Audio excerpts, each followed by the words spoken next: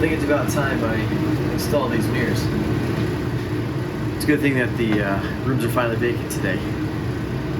So it should be a little bit easier to go install these things. So let's go install some mirrors.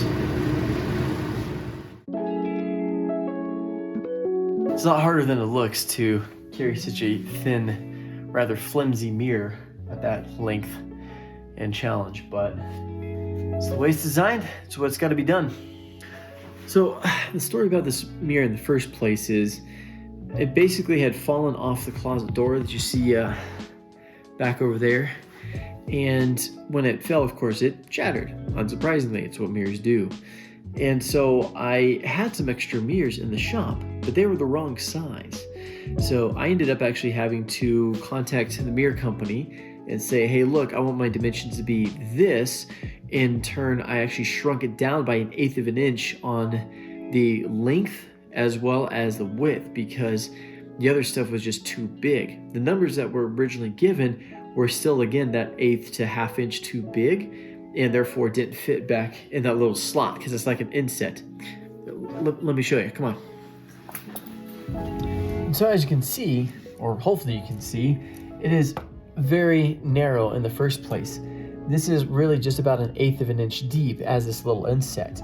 And so that mirror has to fit inside of this little inset here, which has an 1/8 of an inch difference in the depth, because some of the extra mirrors in the shop were too thick this way, where instead of being 1/8 of an inch, they were more like 1/4 of an inch. So they actually stuck out a little bit. And then when it comes to the width, the mirrors that were in the shop, believe it or not, were almost 1/2 inch too big.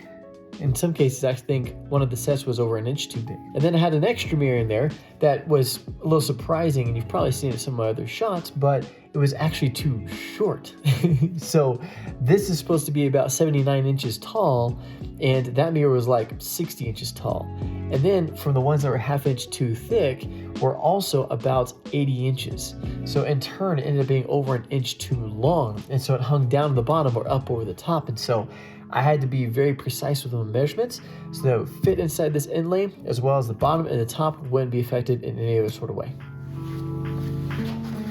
So all that's left to do is to take the door off the hinge here, lay it down on the ground, put down our adhesive, and slap the mirror on it. So let's do that right now. Okay, here's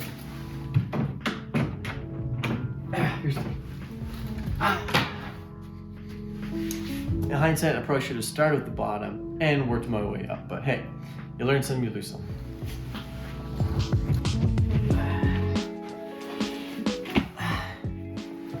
All right, give myself some space to work. And there we have it. So now, at this point, I'm gonna put down some new adhesive and get ready to slap the mirror on. So I'm gonna do that right now.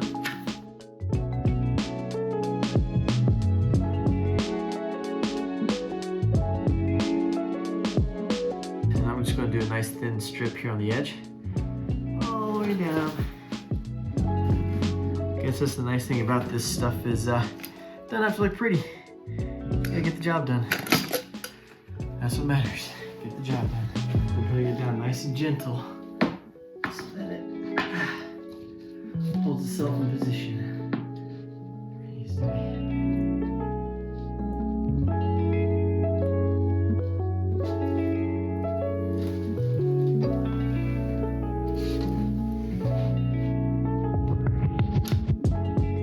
I can get it there, a little bit of a shift. Okay. Got just a little bit of a smash out right here. By catching it early like this should be easy enough for a cleanup. And then of course I went very special. Go figure. And there we have it. Nice little inlay all the way down. Got on all my edges. It's cleaned up. It's looking pretty good. It looks like my measurement was still off by a smidge. What was that? Probably 1/16 of an inch. So it's close. But hey, it's not too shabby. I'm gonna take these guys off after it dries.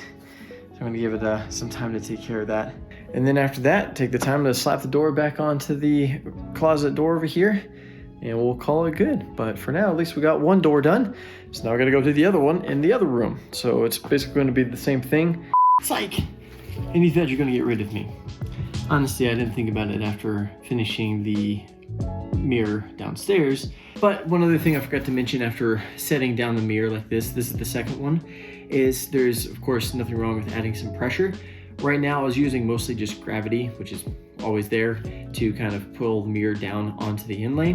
But at the same time, once you get it lined up, there's nothing wrong with giving a little added pressure just to make sure it kind of smears out all the adhesive that is applied, and to of course give a better seal whenever it dries in place. But of course, there's also nothing wrong with putting some weight on it as well. You can put just anything you might find in the shop, or if you have something that's soft. Really, I think that's the biggest factor, is just to make sure whatever weight you put down on the mirror is not going to scratch it, is not going to damage it in any kind of way, and also doesn't make it kind of move as it sits here and settles.